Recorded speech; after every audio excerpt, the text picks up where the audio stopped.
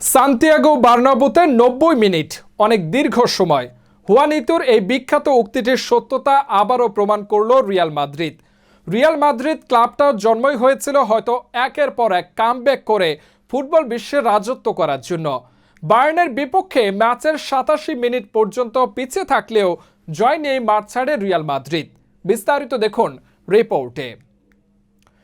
ম্যাচের ৬৮ মিনিটে আলফোন্সো ডেভিসের গোলে এগিয়ে যায় বায়ার্ন মিউনিখ। ৮৭ মিনিট পর্যন্ত লিড ধরে রাখলেও হোসেলো মাটার পরপর ২ গোলে আবারও এক কামব্যাকের ইতিহাস রচনা করে রিয়াল মাদ্রিদ। গতকাল রাত ১টায় সান্তিয়াগো বার্নাব্যুতে মুখোমুখি হয় রিয়াল মাদ্রিদ ও বায়ার্ন মিউনিখ। প্রথম লেগে ২-২ গোলের ড্র নিয়ে মাঠে নামল দুদল। ম্যাচের ১৩তম মিনিটে সুযোগ পেলেও কাজে লাগাতে পারেনি রিয়াল। ভিনির কোনাকুনি শট গোলপোস্টে লেগে ফিরে আসে রদ্রিগোর পায়ে। রদ্রিগো বারে শট নিলেও অসাধারণভাবে প্রতিহত করেন ম্যানুয়েল নয়ার। এরপর দুদলই একের পর এক সুযোগ পেলেও গোলের দেখা পায়নি কেউই। রিয়ালের সামনে যেন দেয়াল হয়ে দাঁড়িয়েছিল ম্যানুয়েল নয়ার। প্রথমার্ধ শেষ হয় গোলশূন্যভাবে। দ্বিতীয়ার্ধের শুরু থেকেই আবারও পাল্টা আক্রমণে যেতে থাকে দুদল। লেফট উইংয়ে ভিনিসিয়াস ছিলেন অপ্রতিরোধ্য। ড্রিবলিং করে বারবার ঢুকে পড়ছিলেন ডি বক্সের ভেতরে।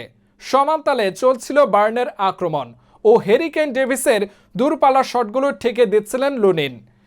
৬৮ মিনিটে হ্যারি কেইনের পাস থেকে দারুণ এক শটে মাদ্রিদের জালে বল জড়ায় আলফোন্সো ডেভিস।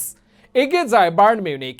মাত্র ৩ মিনিটের ব্যবধানে ভালভার্দের জোরালো শটে বায়ার্ন ডিফেন্ডারের গা ঘেঁষে বল চলে যায় গোলপোস্টের ভেতরে, কিন্তু ভিএআর এর সাহায্য নিয়ে গোলটি বাতিল বলে জানান রেফারি। ৮১ মিনিটে জোড়া সাবস্টিটিউশন করায় কার্লো আনচেলত্তি। রদ্রিগো এবং ভালভার্দের পরিবর্তে মাঠে নামে ব্রাহিম দিয়াজ এবং হোসেলো। এরপর বায়ার্নও সময়ক্ষেপণ করতে থাকে একের পর এক প্লেয়ার সাবস্টিটিউট করার মাধ্যমে। ৮৮ মিনিটে ভিনিসিয়াসের একটি দুর্বল শট হাত থেকে ছুটে যায় ম্যানুয়েল নয়ারের। বলটি জালে জড়াতে একটু ভুল করে না হোসেলো মাটা। সমতায় ফেরে রিয়াল মাদ্রিদ। মাত্র ৩ মিনিটের ব্যবধানে রুডিগারের ক্রস থেকে আবারও গোল করেন এই হোসেলো মাটা। অফসাইডের আবেদন করলেও ভিএআর এর মাধ্যমে নাকচ করে দেন ম্যাচ রেফারি।